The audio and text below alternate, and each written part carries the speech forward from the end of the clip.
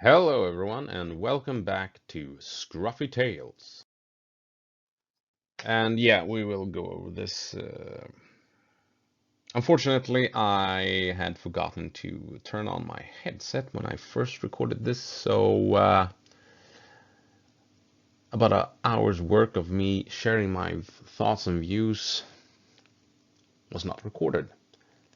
And now I have to redo it all, and I'm a bit pissed at myself. So we'll see how this second recording goes, if I can get into the spirit of things. But yeah, moving on to the important stuff. Armed insurrection in Russia. The Wagner Group and Prigozhin have decided to make a move on Moscow. What does it all mean? How does this happen? Let's take a look at it. Right, so how does it happen? How does something like this happen? If you ask me, a coup like this doesn't happen out of the blue, right? It's not like you one day just go and tell 25,000 mercenaries that, you know what, today we're gonna attack Moscow. Nah. God damn it, sorry about that.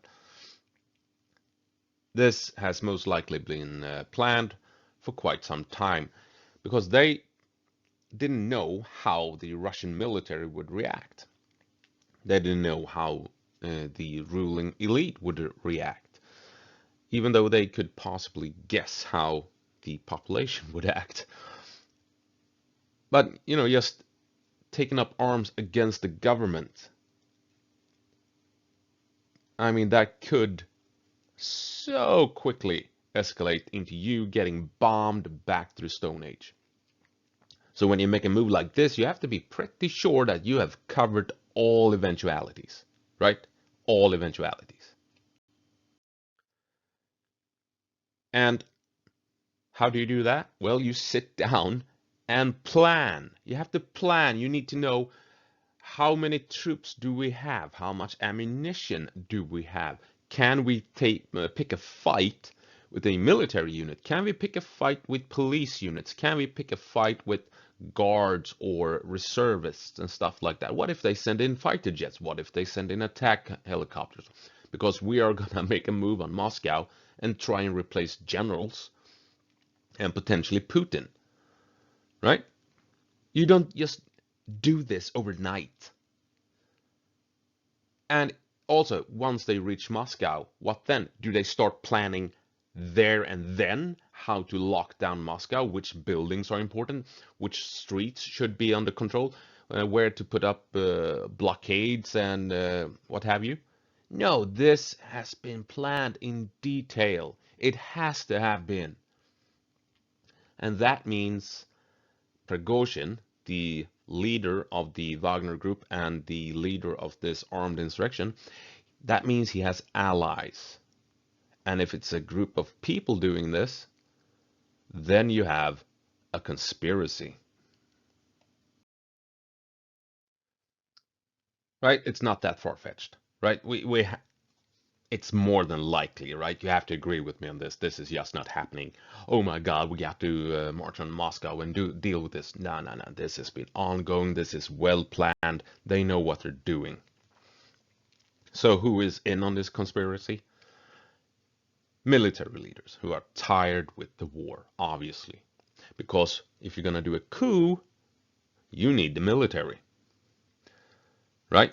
That's the first step. Get the military on board. That's how you do a coup, military force, right? So they have parts of the armed forces on board with them. What else do you need? You need monetary power, uh, political power, economic backing, and political backing. And in Russia, that means oligarchs, of which Prigozhin is one. Oligarchs are in on this. They provide economical support, they provide political support. And why would they want this? Well,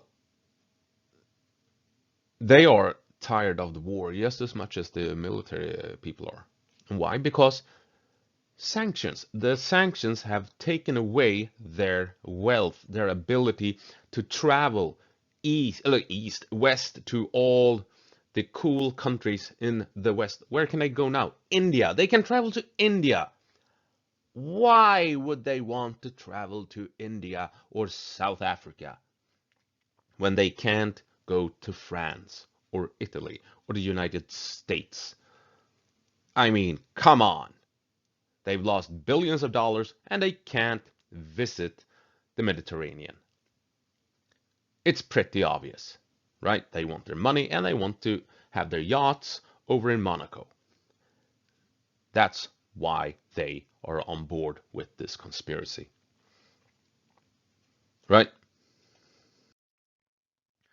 So this is a uh, large plot that includes the military, oligarchs, and the Wagner Group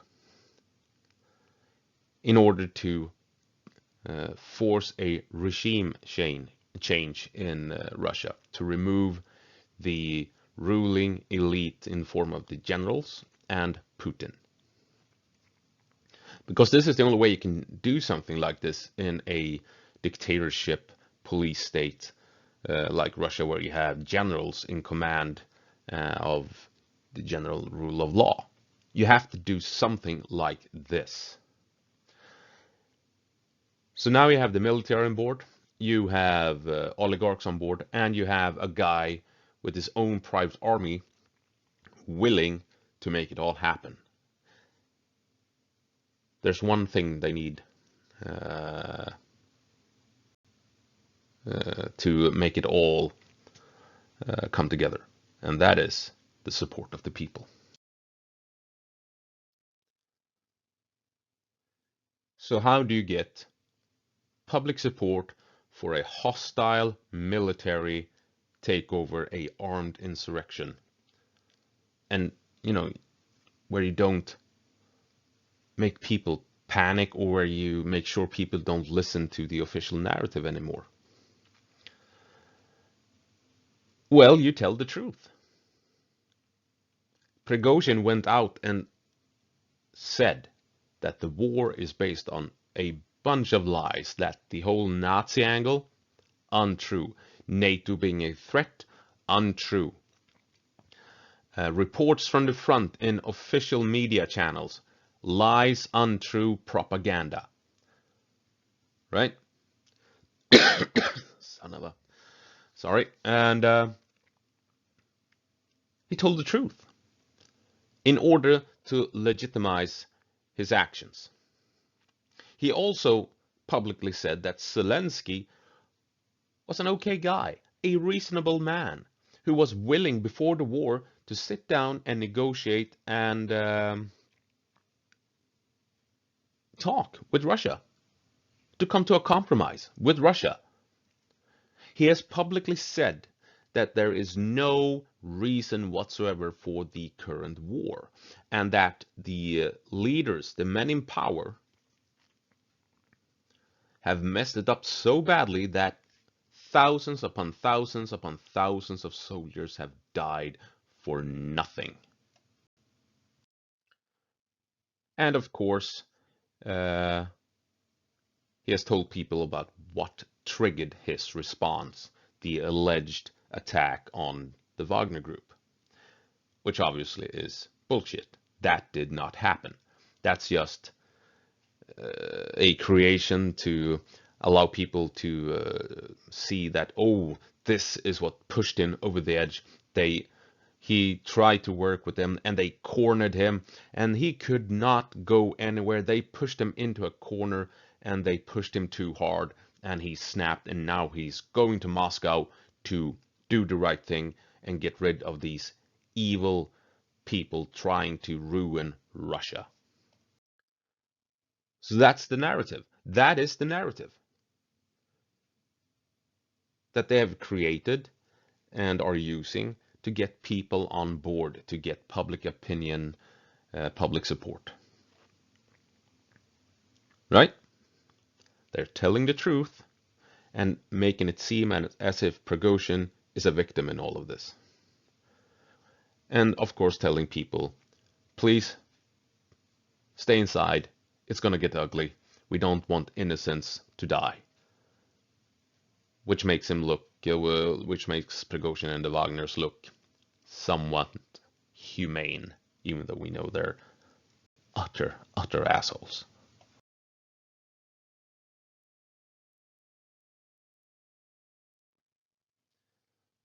So they're making the move. They're making the move. Prigozhin, Wagner, parts of the military, parts of the oligarchy sat down, came up with a plan, and decided enough is enough. We're not winning the war. People are dying. We're not making any money. The country is falling apart in a couple of years. We got to make a move. And now they're doing it. And they're heading for Moscow in force, taking vital cities, taking vital towns, securing vital military depots, military supplies along the way. And we're hearing reports of shootouts between troops loyal to the government and Wagner. Wagner shooting down attack helicopters. Lots and lots of rumors. Who knows what is really going on? Something is going on. That we can be sure of. Right? Which also ties in with they had to be prepared for this. They had to be prepared for armed conflict. So that means they had to stockpile weapons and ammunition, right? They had to be prepared to take out pro-government tanks, pro-government fighter jets, pro-government helicopters. And we all know that Prigozhin and Wagner have complained a lot lately that they haven't been receiving ammunition, right? I have no proof. It's just me guessing wildly. But yeah, maybe they were receiving ammunition for the past couple of months and just simply pushing it aside and storing it. Because, things were happening in the background, behind the scenes. And they have been preparing for quite some time for this. It's not unthinkable.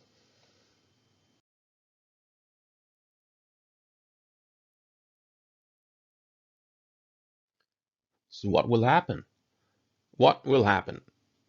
Well, either Putin and his cronies succeed and defeat Wagner, and Prigozhin will most likely die. But what happens if Prigozhin pulls it off? It's not unlikely that he does. Well, Shoigu and the other generals, they are in trouble. They might not survive to the end of the week. But what about Putin? What will what will happen to Putin?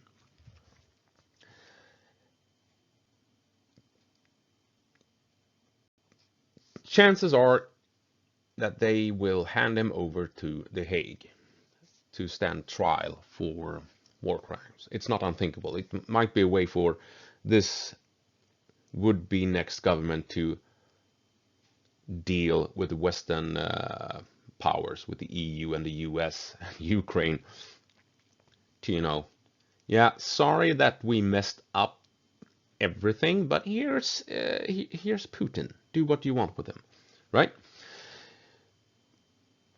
Putin might get reinstalled as president, but behind the scenes, having a gun to his head and told to behave and do as he's told. He might also get shot and killed in all of this, and then they might rely on body doubles to keep up appearance and to soothe the nation that everything's fine.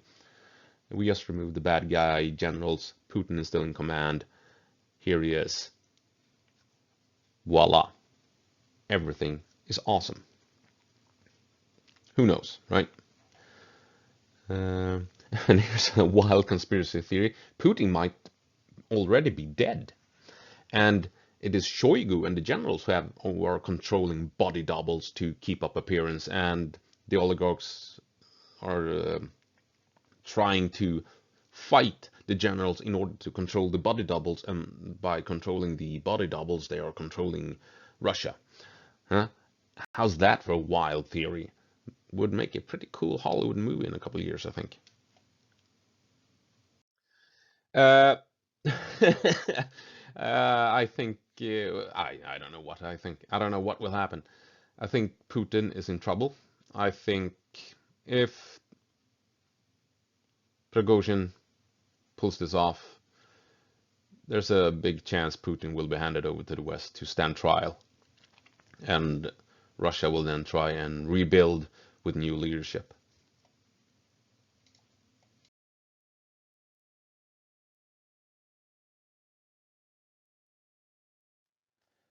So what will happen when all is over, when all is said and done? Who knows? It's impossible to know.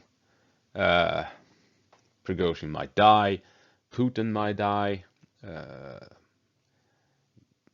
a new bunch of generals may take control, oligarchs may take control. Hell, even maybe one of these sane liberal politicians that are imprisoned will take control. Exiled politicians might return to take control. You, there's just no way of knowing. We we must remember, however, in all this that Prigozhin appears to be making the right choice here, fighting the evil in Russia. But we must remember that he is a vicious bastard. The Wagner Group is a bunch of murderous psychopaths. This is a fight between evil people over the control of Russia. And in the end, over the control of Russian nukes. We have various sinister, vicious, evil factions inside of Russia who are right now fighting for control over the country. And in the end, the nuclear weapons. That, you know, let's hope everything turns out all right.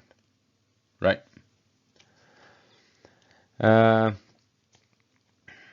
Yeah, who knows what will happen. At the moment, it appears that Wagner are 500 kilometers away from Moscow. They will probably reach Moscow by evening. And what happens then might decide the shape of the future for the next couple of centuries. So we are living in pretty amazing times, to be honest, with Trump, the pandemic, Ukraine war, and now a massive political shift and possibly civil war in Russia. This is stuff that will be in the history books. People will read about this for decades, for centuries. And we're seeing it unfold in front of our eyes. And we have been seeing it unfold for several years. And when we are all 70, 80, 90 years old, kids will ask us what it was like to experience all of this. And, 99% of us will say, I don't know, I had a coffee and a hot dog. But you get what I'm saying? It's pretty amazing stuff going on right in front of our eyes. Christ Almighty. And yeah, that's my video on this. I don't need to go into any more detail. If you want more info, live updates, you just need to Google it or just type something in here on YouTube. You'll find multiple channels. But yeah, just remember, Prigozhin is not a nice guy. He's a vicious bastard. And we can only hope Russia becomes a better place down the line because of this. See you around.